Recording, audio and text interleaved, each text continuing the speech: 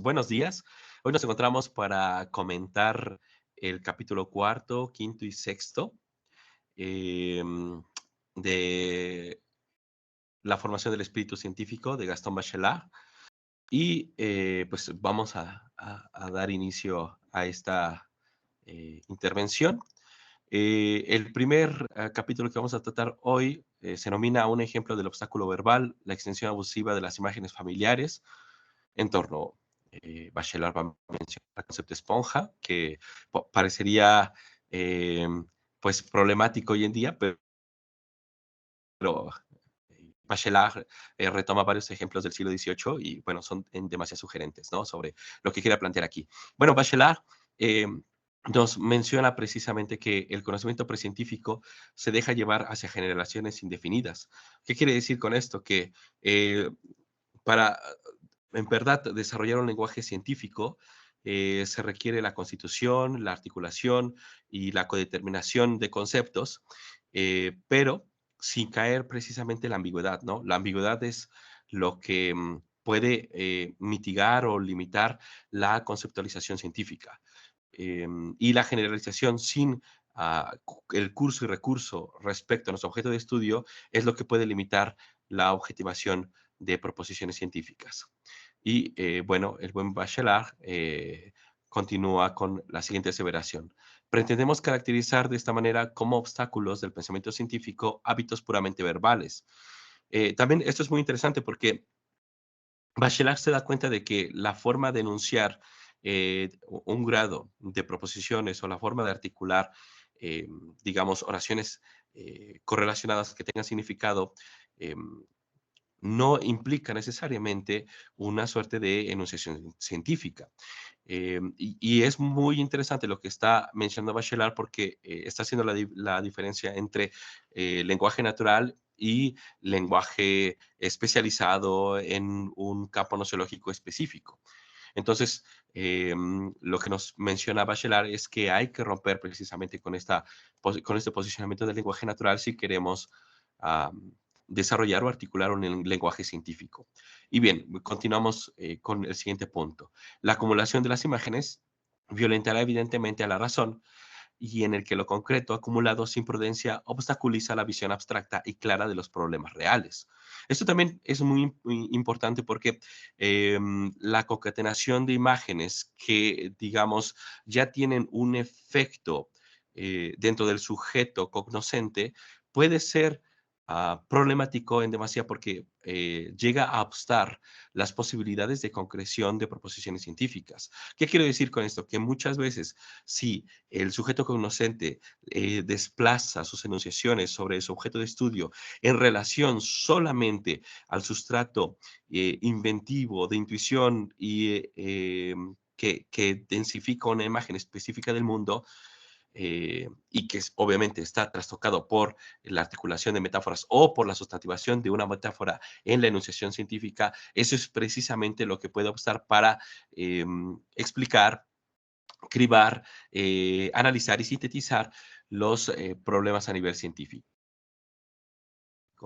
Y bueno, para esclarecer este punto, Bachelard retoma un texto de Franklin donde se menciona el aspecto de la esponja, ¿no? Que habíamos mencionado al inicio del capítulo. Y Franklin, en uno de sus estudios sobre aspectos materiales, menciona lo siguiente. La materia común es una especie de esponja para el fluido eléctrico. Una esponja no admitiría agua si las partes de agua no fueran más pequeñas que los poros de la esponja. No las admitiría, sino muy lentamente, si no hubiera una atracción mutua entre sus partes y las partes de la esponja.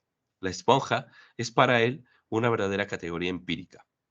Y bueno, lo que nos está diciendo aquí eh, Bachelard es que la concatenación de imágenes, la sustantivación de metáforas, pueden tener una consistencia metafórica, puede tener una consistencia literaria, una consistencia estética, pero el que tenga una consistencia ficcional, literaria, estética, no implica necesariamente que tenga una consistencia científica.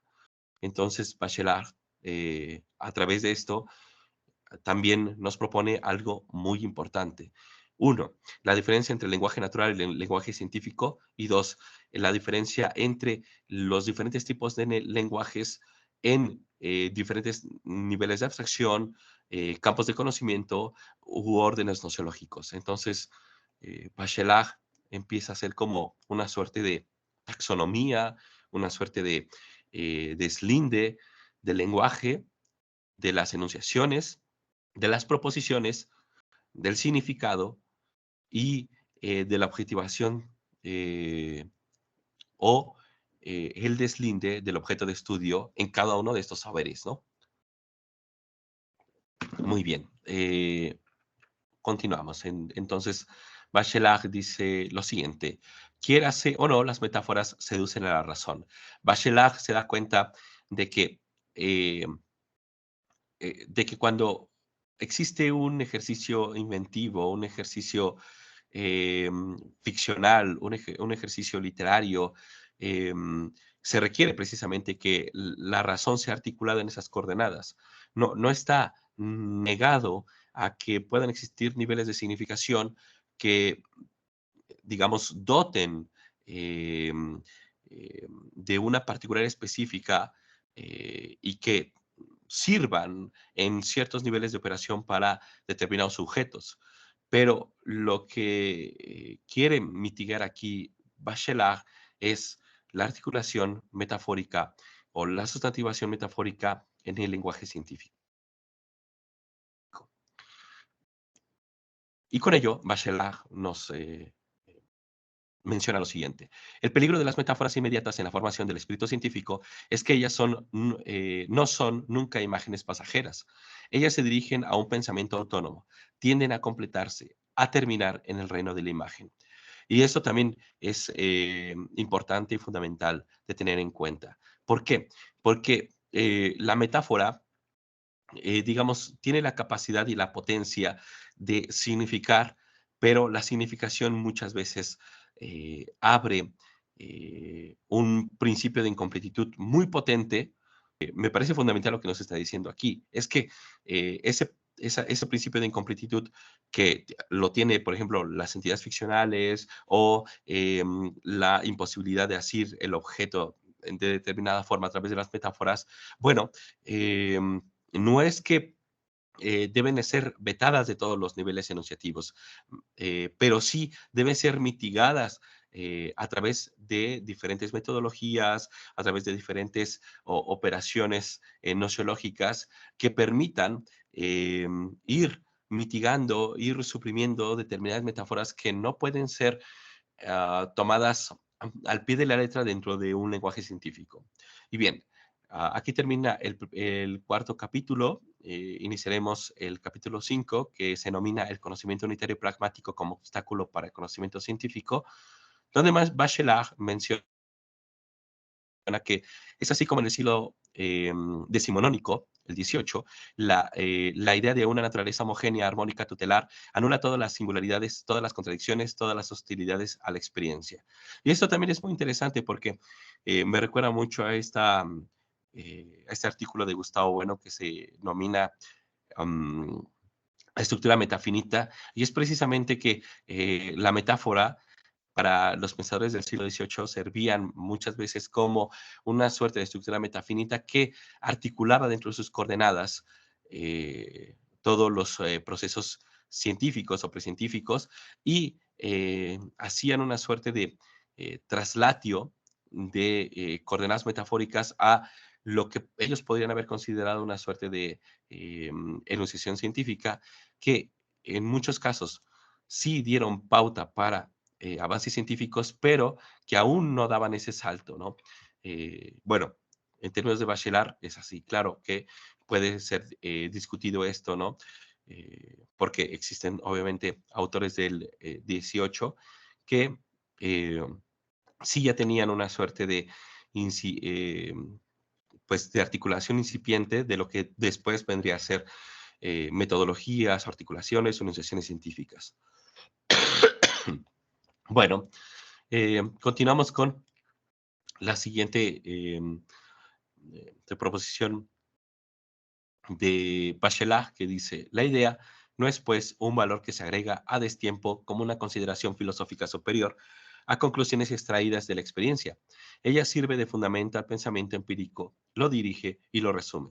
Esto también es muy interesante porque lo que nos está diciendo aquí es que pueden existir ideas lisológicas que sirven hasta cierto punto para que el sujeto opere dentro de su realidad, pero que ya en niveles específicos de articulación de conocimiento, de codeterminación de este conocimiento, pues quedan muy limitadas. Entonces, la idea, sensu estricto, sin eh, eh, codeterminaciones, sí, coimplicaciones, sin una estructura nociológica que permita densificar a la misma idea, pues queda muy limitado dentro de las operaciones del lenguaje científico.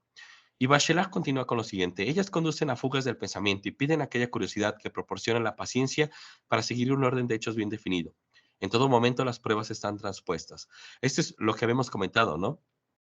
Precisamente es eh, que si se utiliza una suerte de metáfora, si se utiliza solamente la intuición y la intuición no ha sido densificado semánticamente por las operaciones científicas, puede quedar muy ambiguo cuando traten de darse explicaciones a fenómenos, objetos de estudio o problemáticas muy particulares dentro del campo de la ciencia.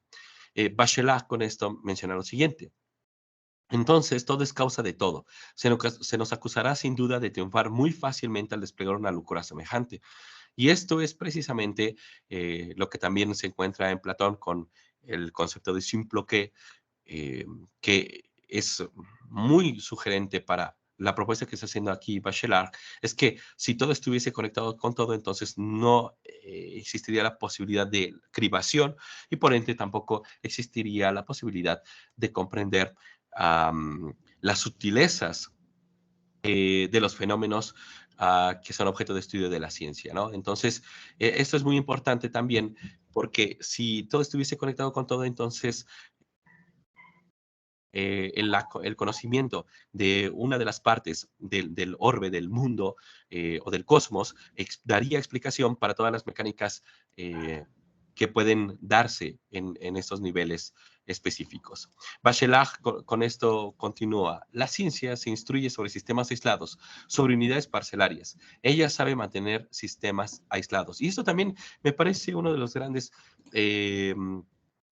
aportes de Bachelard, que es lo siguiente: que cada nivel de objeto de estudio, cada lugar de enunciación, debe estar articulado dentro del campo nociológico que dota a esta condición de un significado específico y permite con ello densificar esa misma área de conocimiento. ¿Qué quiero decir con ello? Que cada área de conocimiento puede compartir semas o categonemáticos que eh, tienen operaciones análogas entre ellos, pero no implica que tengan el significado unívoco dentro de cada uno de estos eh, cierres categoriales o campos nociológicos. Y esto es muy interesante.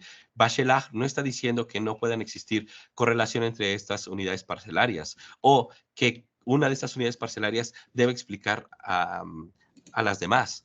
En este punto, Bachelard parece que está haciendo una suerte de alusión en contra de lo que podría ser una teoría de sistemas, ¿no? Bachelard en esta proposición lo que nos está diciendo es que cada campo de conocimiento debe articular sus categoremáticos y densificarlo a través de metodologías específicas que le permitan a los sujetos nociológicos poder comprender, deslindar y percibir de una mejor manera los fenómenos que estudia su área, ¿no? Y con ello, Bachelard dice lo siguiente: lo verdadero sin función es un verdadero mutilado. Y cuando se ha discernido la utilidad, entonces se ha encontrado la verdadera función real de lo verdadero. Esto también es muy interesante, que hay campos y operaciones eh, que ya son comprendidas por los sujetos nociológicos, que alcanzan un grado de veracidad específico, pero no todas las objetivaciones de veracidad eh, permiten articular un conocimiento en estas áreas. ¿Qué quiero decir con ello? Que uno podría utilizar diferentes, digamos, instrumentos cuantitativos para apercibir y hacer más inteligibles procesos históricos, pero esto no quiere decir que todos los fenómenos históricos pueden ser comprendidos cuantitativamente, ¿no? Hay operaciones dentro del campo de la historia que requieren otro tipo de metodologías. Por eso, lo que nos está diciendo acá Bachelard es importante y viceversa, ¿no? La física o la química puede recursar al campo de la historia de una forma ancilar para comprender operaciones específicas o metodologías muy particulares, pero no todo el campo del conocimiento, ni químico, ni físico, ni biológico, ni matemático, se responde a través del campo de la historia. Y esto es muy interesante, porque lo que nos está diciendo es que no toda significación y no todo grado de veracidad puede ser utilizado de una forma, digamos, efectiva dentro de los campos nociológicos, ¿no? A pesar de que los categoremáticos compartan análogamente, pues, digamos, nodos de significación. Y por último, tenemos el capítulo sexto, que es el obstáculo sustancialista, que me parece sumamente sugerente, porque Bachelard menciona en este apartado que el espíritu precientífico centra sobre un objeto todos los conocimientos en los que ese objeto desempeña un papel, sin preocuparse por las jerarquías de los papeles empíricos. Es decir, una enunciación precientífica considera que esa enunciación es efectiva en cada uno de los niveles nociológicos, y no solamente eso, sino en cada uno de los niveles de la realidad, que puede ser sumamente problemático. El espíritu científico, por ende, no puede satisfacer ligando pura y simplemente los elementos descriptivos de un fenómeno, sin jerarquía ni determinación precisa y detallada de las relaciones con los demás objetos. Es decir, eh, la operación de enunciación en el campo de la ciencia no puede ligar sintagmas solamente por el campo semántico. ¿Qué quiero decir con ello? Que la articulación de semas a través de un constructo lógico no implica necesariamente que esto sea efectivo para el fenómeno de estudio de las áreas científicas. En definitiva, el progreso del pensamiento consiste en disminuir el número de adjetivos que combina un sustantivo y no en aumentarlo. Se piensa científicamente en los atributos jerarquizándolos, más no yuxtaponiéndolos. Esto es lo que quería comentar, que el sustantivo para Bachelard es un categoremático que debe densificar su significado, mas no debe ampliarlo en unas generalidades tales que pierda operatoriedad dentro de los campos nociológicos específicos. Entonces, por eso, Bachelard dice que los categoremáticos deben ser jerarquizados, mas no juxtaponerlos como una suerte de, de condición poética, ¿no? Que no está mal. Bachelard, de hecho, es uno de los que considera que hay que tomar en cuenta tanto el pensamiento científico como el poético, ¿no? Pero él menciona que la poética tiene otro tipo de operaciones que deben ser estudiadas a profundidad por su complejidad, eh, y esa complejidad implicaría también una diferencia muy sutil entre el lenguaje científico y el lenguaje poético. Y por último, Bachelard dice lo siguiente en este apartado: el mito se lleva naturalmente a su límite mediante la intuición de la interiorización. Y esto es un punto fundamental porque Bachelard nos dice que eh, el intuir, el comprender, eh, implica necesariamente la interiorización dentro del concepto, pero esa interiorización dentro del concepto y recursando solamente en el concepto puede ser problemático porque el concepto debe, como habíamos mencionado con anterioridad, pasar por procesos específicos, jerarquizaciones, densificaciones a través de metodologías y codeterminaciones dentro de un entramado nociológico. Por ende, el mito, el concepto, la intuición y la interiorización son fundamentales para determinados lenguajes, pero deben ser mitigados o limitados si queremos desarrollar un lenguaje científico más preciso, más potente o que tenga las características mínimas dentro de estas áreas de conocimiento. Y bueno, pues sin más, eso es lo que quería comentarles. Y bueno, no sé si quieran participar en una ronda de reflexión, preguntas, comentarios. Yo paro tantito porque ya la garganta ya no me da. Sí, Muchas gracias, Bitsu. Pues yo sí, quería comentar. Fíjate que eh, es interesante lo que comentas con respecto a la metáfora, en el lenguaje científico, que es muy, muy usado, ¿no?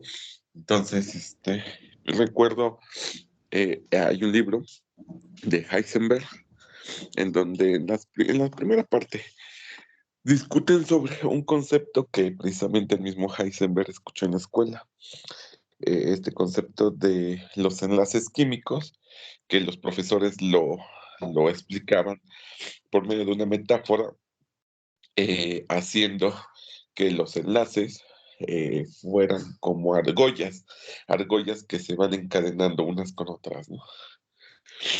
Pero realmente, aunque la metáfora es un recurso pues fácil, ¿no? Para poder explicar muchas veces conceptos abstractos difíciles, ¿no? No da la precisión suficiente y puede llevar a conceptos erróneos, ¿no? Como dicen, ¿no? Muchas veces la solución suele ser peor que el problema, ¿no? Entonces, y hay muchos casos, ¿no? Otro de los casos es el famoso modelo atómico, ¿no? En donde la gente se imagina, y me ha tocado yo cuando doy clase, ¿no? Que me dicen, entonces los electrones no giran alrededor del núcleo, y le digo, no, es que están en una nube electrónica, ¿no? Entonces, esta idea de que el átomo es como un sistema planetario en donde los electrones están girando en órbitas determinadas alrededor del núcleo, también es una de las metáforas que se impregnó y prácticamente es parte ya de el imaginario cultural, ¿no? La gente ya no se imagina un átomo sin estos electrones que están girando, ¿no? Alrededor del núcleo. Y así como ese hay muchos, ¿no? Eh, Hay muchas metáforas, ¿no? Otra que a lo mejor Priel nos podría decir, ¿no? Es el famoso, la curvatura del espacio-tiempo, ¿no? En donde se ve como una sábana y entonces se ilustra, ¿no? Como los objetos están deformando esta sábana, ¿no?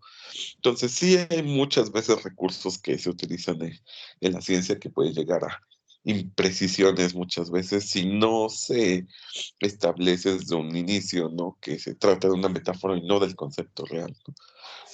yo coincido con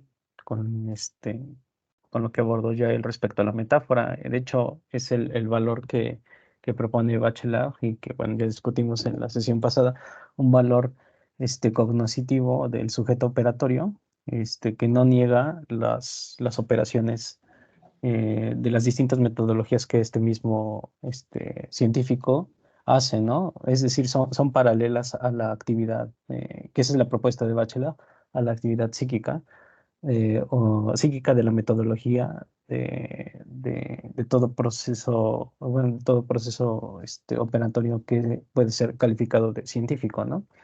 Entonces, no, yo coincido, o sea, no puede verse como un planteamiento dicotómico, y eso abre, por supuesto, la puerta a pensar en debate, o sea, la propuesta ya entera de Bachelard en este libro, ¿no?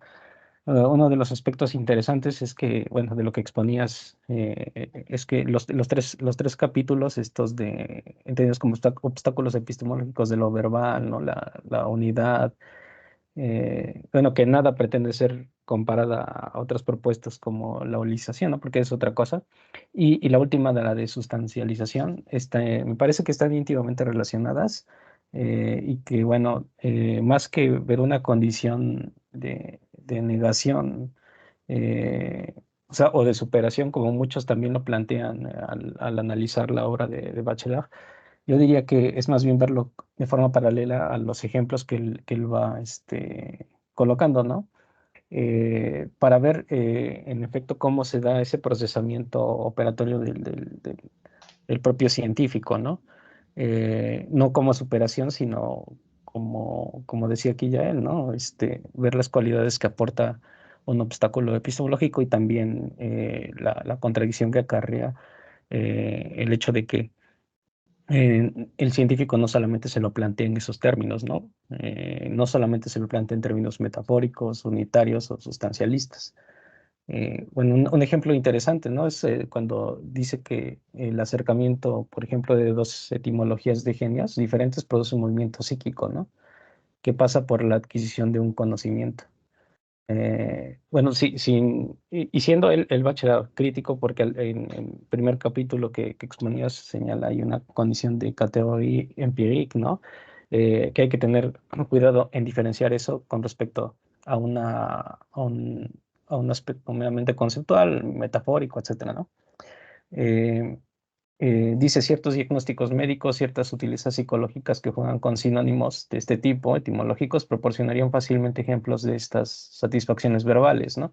Es decir, quedándose en el plano de la operación metodológica que hace el sujeto operatorio, ¿no? Sutilezas no coordenadas o simplemente solidarias con matices del lenguaje que no pueden pretender determinar una estructura psicológica, ¿no? A fortiori, cuando estas sutilezas apuntan a la experiencia, o sea, cuando ellos rozan detalles empíricos, su vinculación con una sustancia, con un sustantivo específico, no puede determinar un pensamiento científico, ¿no? Y bueno, me parece que aquí con lo que está planteando Bachelard, ¿no? No, bueno, no solamente por poner este ejemplo, ¿no? Pero creo que está presente en todo el libro, como dije, ¿no? Ver en forma paralela la operación metodológica de la consecución metodológica que se da al interior de las formaciones del pensamiento científico, ¿no? Me recuerda mucho, ¿no? Esta separación entre el eje radial del espacio antropológico propuesta por el materialismo, ¿no? Claro que aquí habría que hacer una precisión también, ¿no? Bachelard, ¿cuál sería más bien la consideración de Bachelard respecto a la naturaleza del objeto científico, ¿no? Porque ese es otro asunto a discutir, ¿no? Pareciera que él ve una relación ahí entre el científico, el sujeto que está operando con respecto a la naturaleza que entra en oposición, en contradicción muchas veces con sus propias metodologías, ¿no? Como muchos otros filósofos de la ciencia lo han abordado hasta la fecha, ¿no? De hecho, las discusiones actuales sobre el perspectivismo, ¿no? De Geer y otros filósofos de la ciencia plantean eso mismo, ¿no?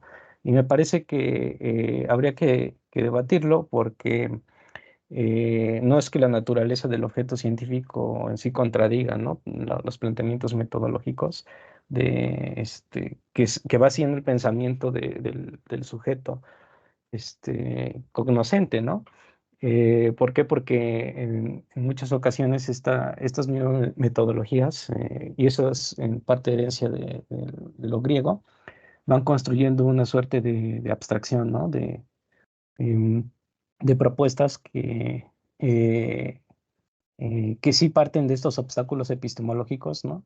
Y que muchas veces tienden a ser acertadas, ¿no? Entonces, pues habría que checar, ¿no? Sí, lo que plantea en definitiva Bachelard es muy sugerente, ¿no? Para las discusiones en estos términos, ¿no? No sé si alguien más quisiera comentar algo. Eh, Hola, buenos días. Bueno, yo quisiera comentar un par de puntos. Algunos los mencionó también el doctor Yael. Por ejemplo, hablando sobre las metáforas, yo creo que las metáforas, pues a final de cuentas son importantes, pero sí habría que conocer sus limitantes, ¿no? Y son importantes pues por varias razones. También pensando desde el punto de vista, pues, educativo, pues muchas veces uno necesita metáforas para poder explicar un concepto nuevo a un alumno, ¿no? Bueno, a nosotros también cuando en su momento pues fuimos alumnos necesitamos alguna forma de aterrizar un concepto que pues es totalmente nuevo para nosotros. Bueno, y el único comentario que quiero hacer en ese sentido pues es que a final de cuentas también como científicos uno busca pues alguna forma de establecer una relación con el concepto investigado y con lo vivido en la realidad. Es decir, el ejemplo que pone de ver al átomo como un sistema planetario en miniatura, pues tampoco fue una propuesta, digamos que aleatoria. Eso tiene que ver, pues precisamente con la forma en la que se estaban descubriendo las propiedades. Y entonces, a final de cuentas, dijeron, bueno, vemos que las trayectorias de los electrones pues tampoco podrían ser como arbitrarias, entonces podemos proponer que tiene que estar dentro de una especie de estructura como orbitando, y por eso fue que se planteó de esa manera. O sea, tampoco es proponer solo por proponer, ¿no? Pero pues sí, a partir de ahí pues hay que ver hasta dónde llega esas limitaciones, porque claro, ahora al momento de proponer una órbita, pues eso ya surge otras estructuras que pues, se conocen de mecánica clásica pues bastante bien. Bueno, eso por ese sentido. Aparte de eso, pues mencionaste algo sobre prácticamente la poesía o la forma en la que uno trata la naturaleza. Y eso se parece un poco a lo que mencionaba también Uri la sesión pasada, respecto de que en un capítulo de alguna novela, pues prácticamente los asistentes a una fiesta tenían miedo de una tormenta, ¿no?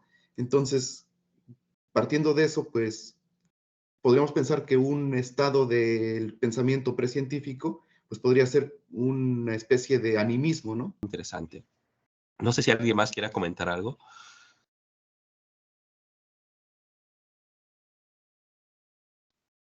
No, por mi parte, no. Por mi parte tampoco. No, Bueno, tampoco. yo sí añadir una cuestión que me parece que comentó Priel, es muy relevante al inicio, y que tiene que ver con cómo se enseña ciencia, ¿no? En el aula para el alumno, digamos, iniciado o en beginner. Eh, es me parece que plantea un serio problema a lo que propone Bachelard como obstáculo epistemológico. Ya visto, sobre todo en esta exposición, los tres primeros, ¿no? Que se refieren a la condición meramente verbal, ¿no?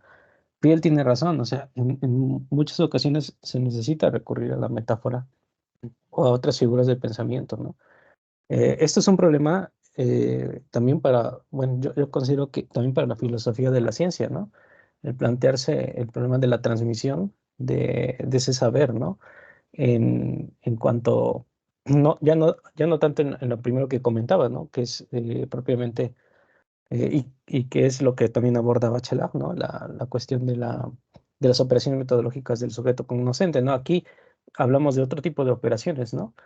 Y me parece que en ese sentido la propuesta de verlo como un obstáculo ya no sería tan pertinente, ¿no? ¿Por qué? Porque entonces, ¿cómo transmites ese tipo de cuestiones que en muchas ocasiones son muy complejas, pero que tienen una pluralidad, ¿no?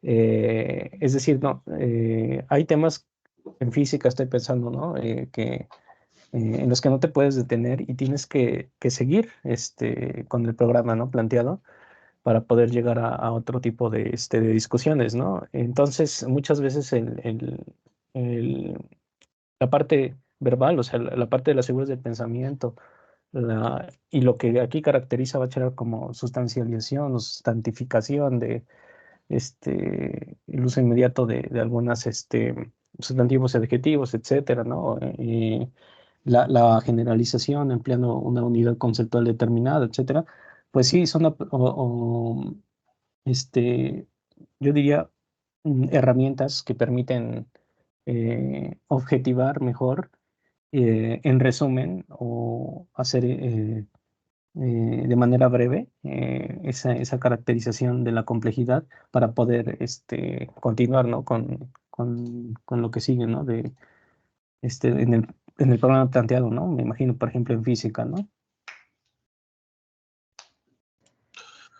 Sí, sí, sí. Esto también creo que es como la base en la exposición de Bachelard en estos capítulos, porque lo que nos está diciendo aquí no es que podamos, digamos, hacer la supresión de las metáforas en estos campos nociológicos. Más bien, parece que lo que está diciendo es que no debemos articular todas las enunciaciones científicas a través de un lisologismo metafórico, ¿no? Exacto. Y creo que también es interesante, ¿no? Lo que Uri está mencionando, ¿no? Hay operaciones que se requiere estas condicionantes metafóricas, pero también recuerdo muy bien, por ejemplo, ese egregio texto escrito en el siglo XVII, que forma parte de la comprensión, enseñanza y escritura de la historia, ¿no? Que se llama El genio de la historia, donde se dice muy bien que todos los elementos tropológicos son fundamentales para la escritura de la historia, pero que ninguno de estos constitutivos tropológicos debe ser observado como, digamos, punto nodal para la misma escritura, ¿no? Que el historiador bebe y se articula y articula su discurso y constituye su lugar de enunciación a través de constitutivos topológicos, nadie lo va a negar, pero que esos constitutivos topológicos deben estar articulados y encaminados a través de una metodología específica, ¿no? Y creo que es muy interesante porque eso forma parte y puede poner en tela pues, o en jaque a ciertas posturas donde se puede pensar que la historia es mera antropología o ficción controlada, ¿no? Este tipo de aspectos, ¿no? Que también formaría parte de otro bloque de discusión, ¿no? Pero bueno, sí, es muy importante esto que acaba de decir Ubi.